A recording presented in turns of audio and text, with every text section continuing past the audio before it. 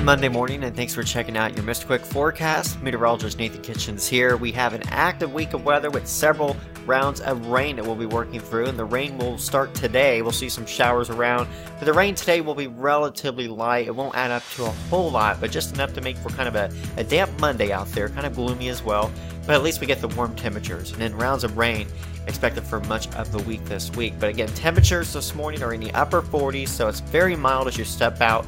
We're seeing dry conditions out there this morning, but we will see showers start to increase later this morning. I think after about 10 o'clock is when we'll start to see some showers work in, and then showers will be off and on throughout the afternoon here, with temperatures getting into the upper 50s. Again, looking at the week here, we have rain coming back in tomorrow night, so it looks like Tuesday's kind of our day where we get a break. And then as we go into Wednesday and Thursday, those are our two really wet days this week, with some heavy rain at times.